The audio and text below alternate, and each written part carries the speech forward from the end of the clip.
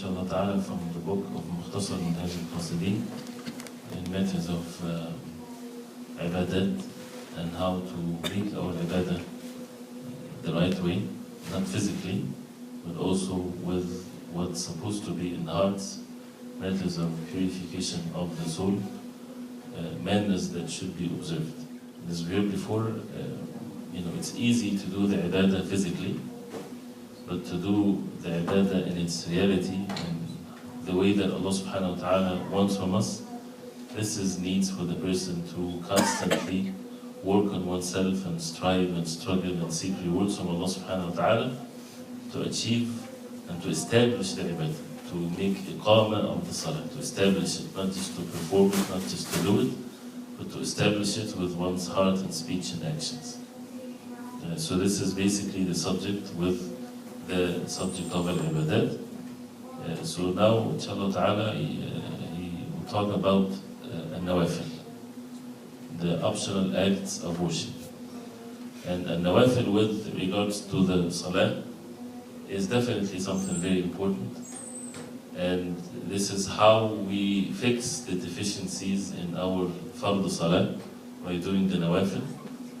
Also another benefit is that it elevates the person in his level, as it's mentioned in the hadith Qudsi, وَمَا تَقَرَّبَ عَبْدِي إِلَيَّ بِشَيْءٍ مِّنْ افْتَرَضْتُ أَحَبُّ إِلَيَّ مِّنْ افْتَرَضْتُ عَلَيْهِ وَلَا يَزَالُ عَبْدِي يَتَقَرَّبُ إِلَيَّ بِالنَّوَافِلِ حَتَّى أُحِبَّهُ. That the most important thing is the fard. Nobody can come closer to Allah subhanahu wa ta'ala by other than the fard initially. Then the hadith says that my slave will keep on drawing himself closer to Allah subhanahu wa ta'ala with the nawafil, with the optional acts of worship, till Allah subhanahu wa ta'ala love him.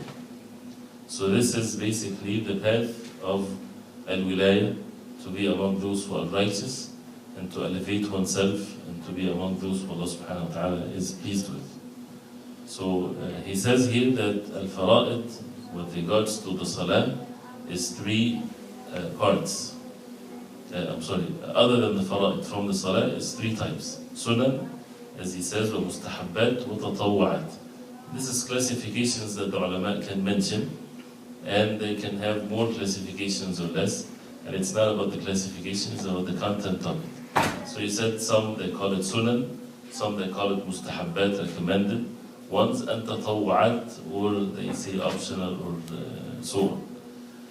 What they mean by as-sunnah, ما نقل عن رسول الله صلى الله عليه وسلم المواظبة عليه كالرواتب عقيب الفرائض والوتر والضحى.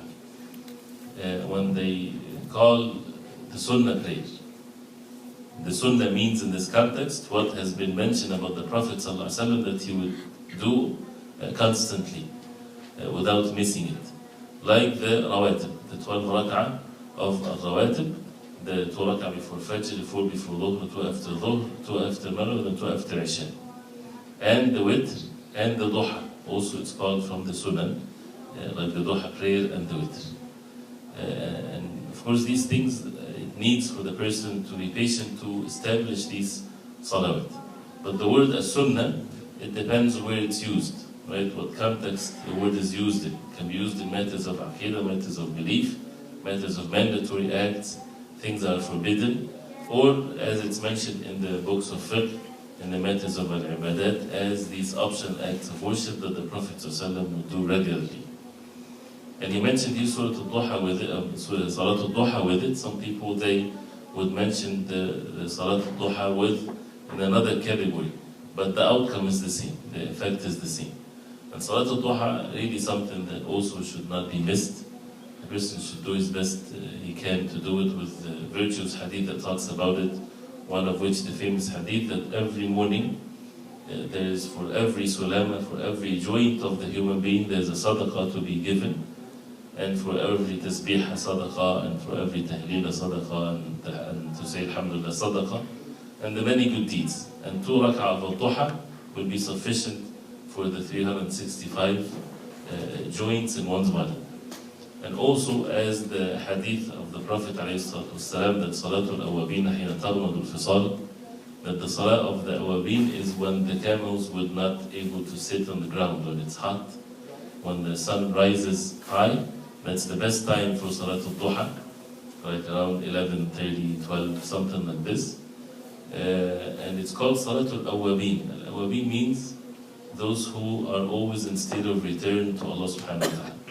So as some of the ulama, they said because of that name, Salat al-Duha can be one of the important means to repent to Allah subhanahu wa ta'ala. To be among those who always repent to Allah subhanahu wa ta'ala. If you want to have the tawbah easy for you, make Salat al-Duha.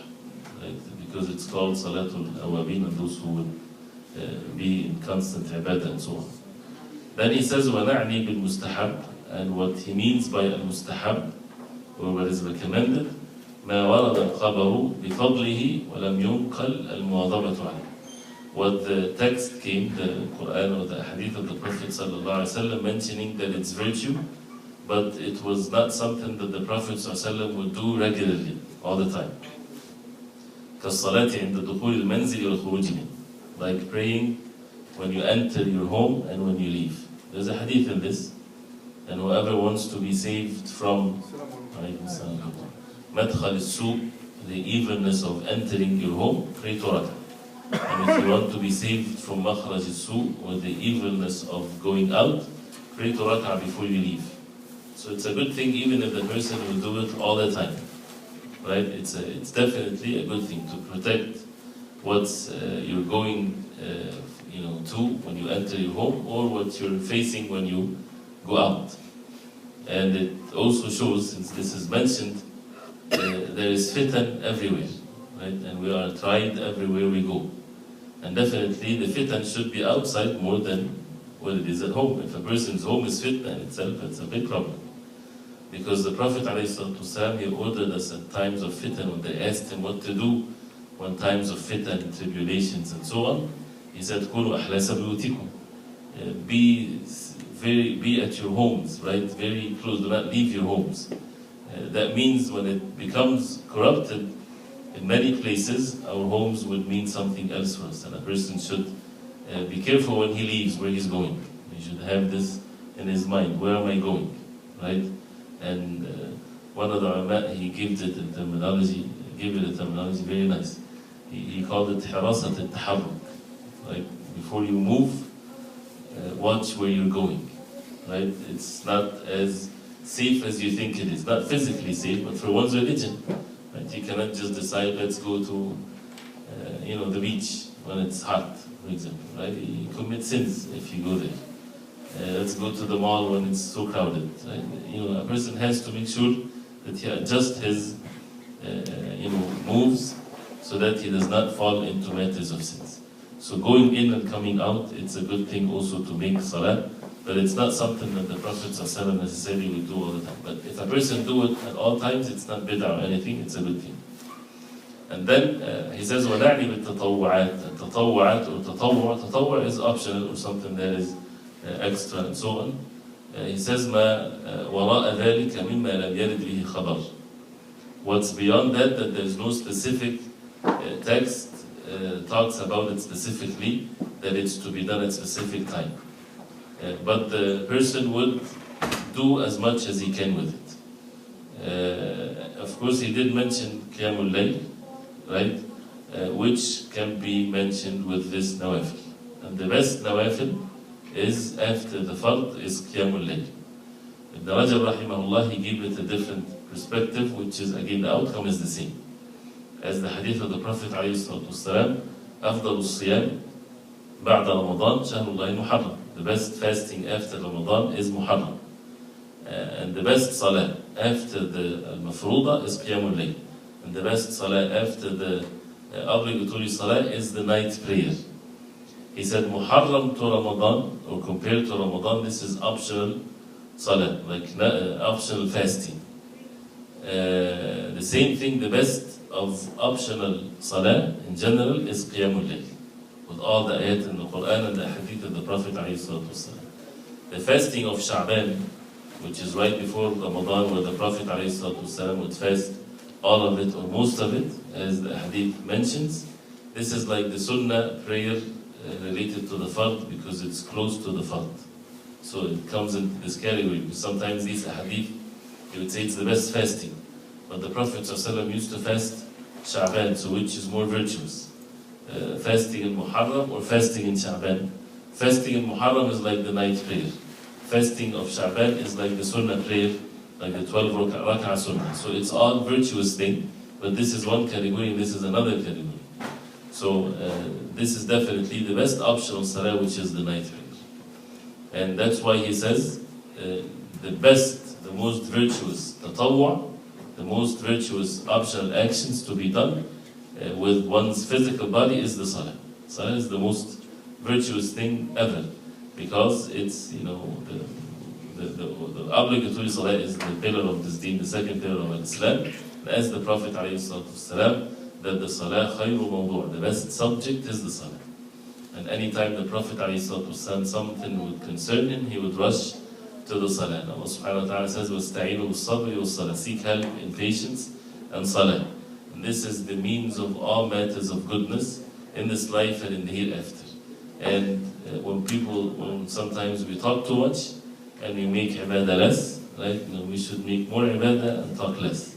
Right? If a person is concerned about what happens to the Muslim ummah, you know, everywhere, talking about it would never fix the problem, right? And we think that if we talk about it or if you type something about it, that means you did your job. You feel satisfaction. No, we need to make the ibadah. We need to call to Allah subhanahu wa ta'ala, and this is what really needs to be done, because Allah subhanahu wa ta'ala promised the believers all means of success in this life and in the hereafter. And then he mentioned the hadith of Salatul Tasabih, right? Salatul Tasabih, the hadith of it is have differences of opinions with regards to its authenticity. Okay? Some ulama authenticated the hadith, and some said that the hadith is weak. So if somebody do it, no one should forbid them from doing it. Right? People should not say, Mother, fear Allah, do not make Salatul Tasabih. Right? It's valid if somebody does it. Many of the ulama, they take this as an authentic hadith. And if a person doesn't do it, you know, the matter is valid. But Allah subhanahu wa ta'ala knows best the hadith about Salatul Tasabih. It's hadith, only one hadith. It's weak. So it's not to be done. But if people do it, they should not do it in a way the Prophet, or it's not even mentioned in the hadith. When people do it in Ramadan, right, isn't it? They do it on the 27th, yeah, and Jama'ah and everything. Even the hadith doesn't say that. You know, if a person wants to do Salat al-Tasbih, do it on your own, right? One time, or more than one time, in your own, at your home, and that's it. But to be done in Jama'ah and in the masjid, and especially in Ramadan, you know, this is not the way the Prophet ﷺ. But and Allah subhanahu wa ta'ala knows best that this is a weak hadith, and whoever leaves something for the sake of Allah, Allah subhanahu wa ta'ala will replace it by something better for him. Then he talks about the awqat al-nahy. No. He said it's better to leave it? Yes, wallah. It's better to leave it, but not if somebody takes the opinion that it's to be done. It's a valid opinion. The hadith, its chain of narrations is authentic, right?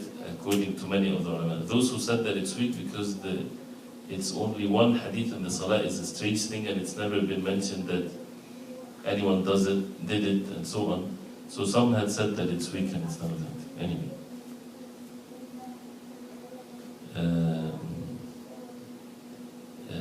Then nahi عن الصلاة, أوقات النهي عن الصلاة, the times where it's forbidden for us to make salah. The forbiddance here is about the optional salah, right? Not to pray optional salah, but to pray the fard salah. If a person didn't pray it, then definitely he should pray it at any time. So if a person missed praying Asr in the beginning of its time, he should not say, well, it's a disliked or forbidden time for me to make salah. You know, in some parts of the world or some masajid, you would find this red light in the masjid. Isn't that in some places where if the red light is on, you don't make salah, right? Because it's forbidden time for salah. But what if somebody walks in and he didn't make Salatul Asr? He has to pray, right? He has to pray Salatul Asr, the fard salah. And also there's some difference opinion here, but first of all, what is these times? he says there's 3 times, and which is basically he did not mention here in the beginning, which is after praying Salat al-Fajr to sunrise, and after sunrise by a short period of time, Qadra Rumh, where a spear will be on the ground, which is something around 10-15 minutes after sunrise, after praying Salat al-Fajr. And after praying Salat, or before praying Salat al-Dhuhr, the time of the Zawal, which is a shorter time before Dhuhr. Very short time before the time of Adhan al-Dhuhr, when the sun is right in the middle of the skies. This is something also that a person should not choose to make Salah at this time. 10 minutes or less, a very short time before Dhuhr. And after praying Salat al-Asr till Maghrib. And the more it gets closer to Maghrib, the more it is to be forbidden, right? And the same thing with the sunrise.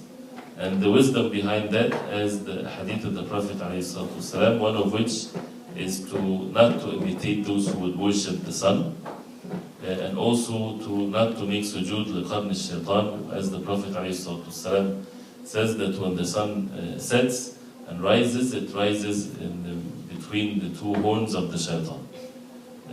So to be away from physically looking like we're doing anything for the sun. And that definitely is a great example to show that it is not just by the intentions of your heart. You should also leave imitation of the disbelievers, even if your heart does not intend to do so. Actually, tashabbuh bil-kuffar, or to imitate the disbelievers, has nothing to do with intentions, right? So if a person is doing something to imitating the kuffar, even if his intention is not to do that, he's still imitating the kuffar. That's a clear example, right? When a Muslim prays at these times, it has nothing to do with the sun whatsoever, but not to be looked at as if this is a ibadah to the sun, or the shaitan is doing this, so we are forbidden to make salah at this time. Also, one of the wisdom behind it, as he mentions, that those who take the path of the hereafter, they're always making sure that they are diligent in making ibadah, right? And for them, the ibadah is the joy of this life. As the Prophet ﷺ said, وَجُعِلَتْ قُرَّةُ عَيْنِي فِي الصَّلَاةِ, the jewel of my eyes have been made in salah. This is a meaning that some of the disbelievers, they don't understand, right? As I remember someone was calling Muslims to become Christians. And the way that he was calling the people, or the youth, he's telling them, become a Christian, you don't have to pray 5 times a day. You're done. You don't have to go to Mecca once in your lifetime, right? So you don't have to wear hijab, right? And people with weakness of al-iman, this is the ways of shaitan.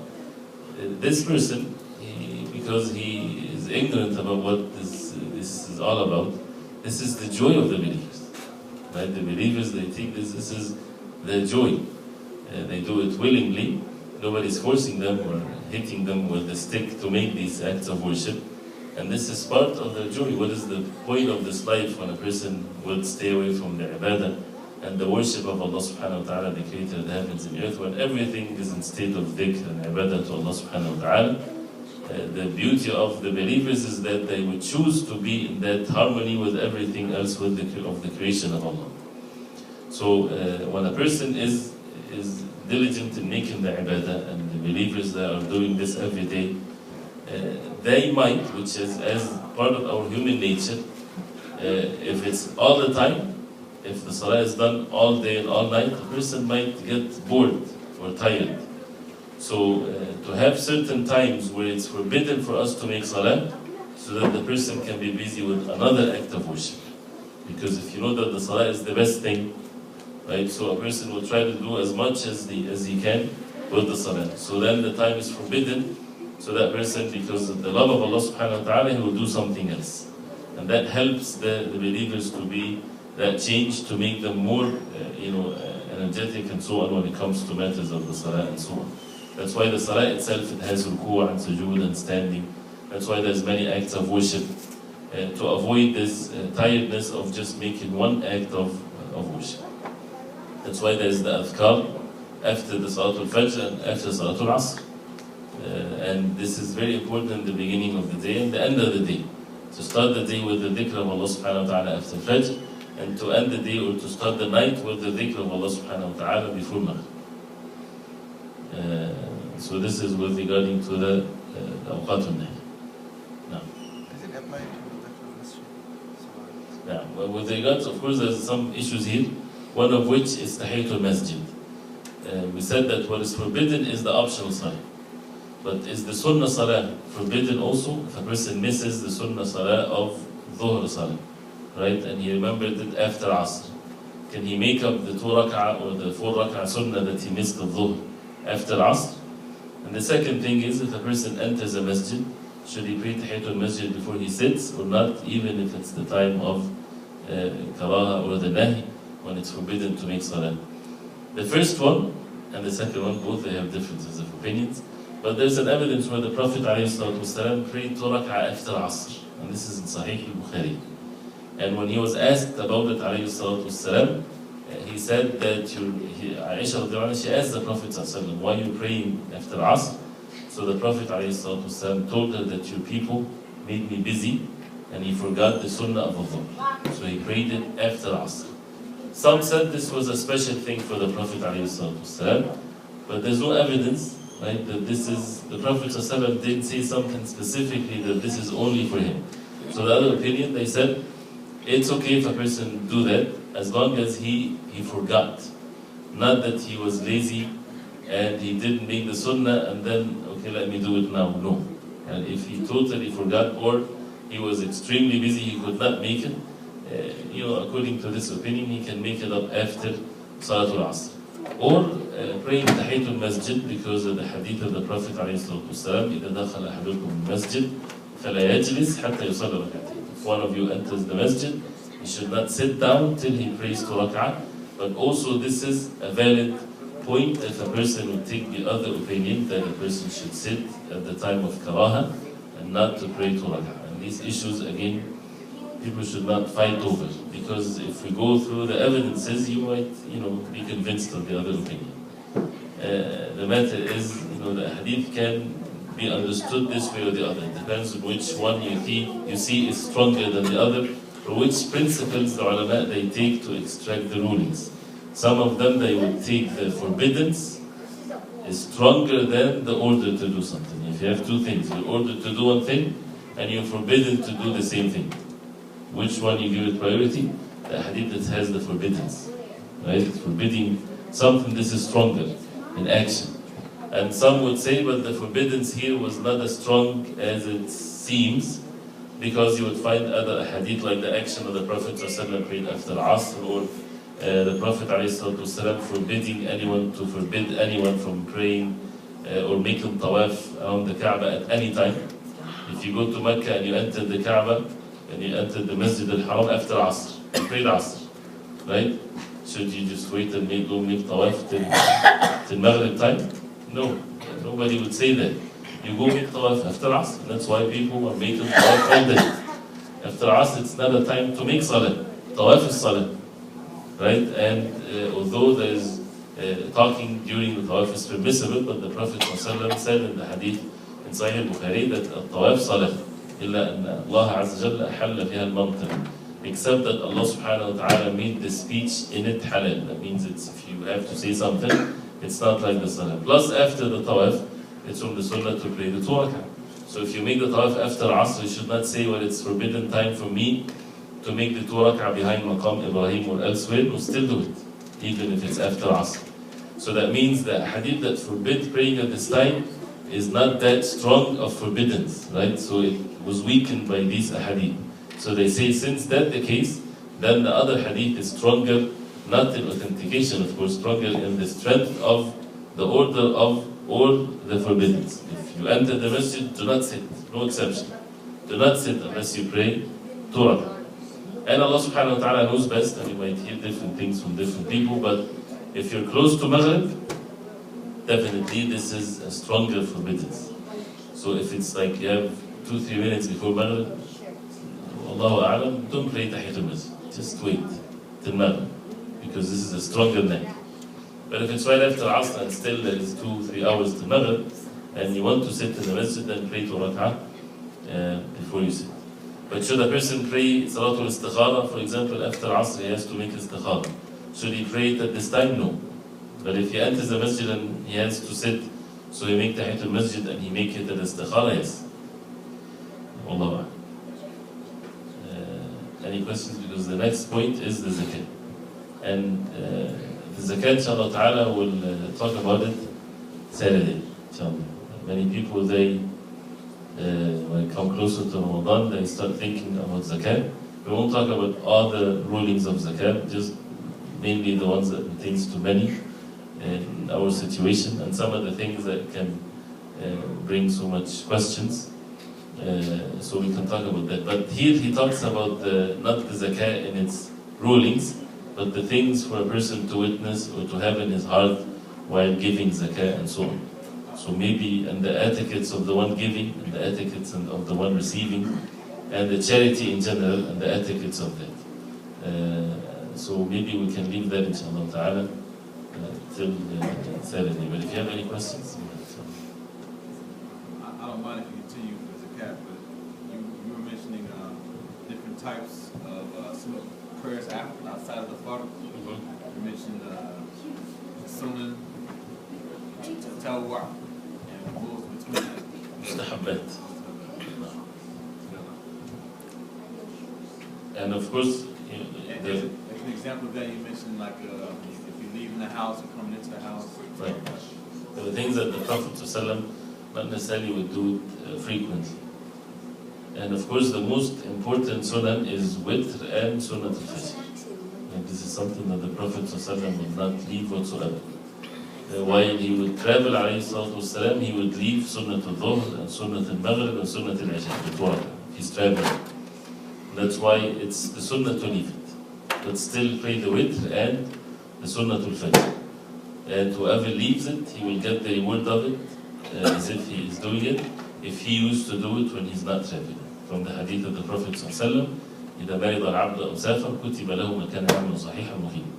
If the slave of Allah is sick or he travels, it will be written for him what he used to do when he was not traveling and he was not sick. That's why it's only for those who will do it when they're not traveling. And definitely it needs patience, and it needs for the person to seek rewards, and at the same time it's a reward from Allah. The person finds himself is being helped to do these optional acts of worship, it's a good sign. And the person, when he finds himself it made difficult for him, he should be warned and he should feel for himself that maybe a step going further away, and the next thing to be lost is the fard salah. So this is barriers that a person will do between him and losing all matters of ibadah. In our country, it is common practice that from masjid it is announced that now the sun is rising now, you cannot pray next 23 minutes. Is it authenticated with any hadith? They would say that to me? They announce in the mosque through loudspeaker that the sun is rising now, you shouldn't pray. You can make your prayer only after 23 minutes. You mean the fard salah? Or any salah? Any salah. They announce in the mosque very loud. Announcing it in the mosque like this, the Prophet ﷺ, of course, never done that. When it's announced like that, as a ritual every day, that means it becomes part of the deen. And if it's not announced one day, that people will say what happened. And this is how innovations of the deen are. So the matter should be, said to the people one time, and that's it. People will get to have this knowledge, and it's not something that should be said, on a daily basis. No, daily, I see in some of the mosques, they announce a loudspeaker, we can hear from few miles. Actually, it's a service provided for the community in the sense that not many people are aware that what time the sun is rising. So they are just warning the people not to pray at this time because the sun now is rising. Right. And it is merely to point out that this is the time so that you may not make the mistake of paying prayers at this time. Right. But the point is the feel that it becomes ritual, it becomes part of It's sort of a service to the community. I think it is not... But also at the same time, with the fard salah, should you wait when the sun is rising, not to pray? See, someone overslept and he didn't pray Fajr, and he woke up when the salah is rising, when the sun is rising. Should he wait till after the 23 minutes or not? Some said yes. But the hadith and the text and so on says, Wallahu a'lam, that as the hadith of the Prophet ﷺ, من نام عن صلاة أو نسيها فصلاته حين يذكرها. Whoever sleeps and misses the salah or he forgets it, his salah is whenever he remembers it. So for that person, there is no makruh time, because this is the fard. But then it comes the issue, if a person wakes up 10 minutes, 5 minutes before sunrise, and he has to take a ghusl or a shower. Right? If he takes a shower, a ghusl, he would miss the fajr. So should he just make tayammum or something so that he cannot miss the salah? The answer is, and Allah subhanahu wa ta'ala knows best, no. If he overslept, he should take his shower and make his salah, and as if he is praying it on time, because it wasn't his fault. If it's his fault, then he needs to repent to Allah subhanahu wa ta'ala and never to do that again.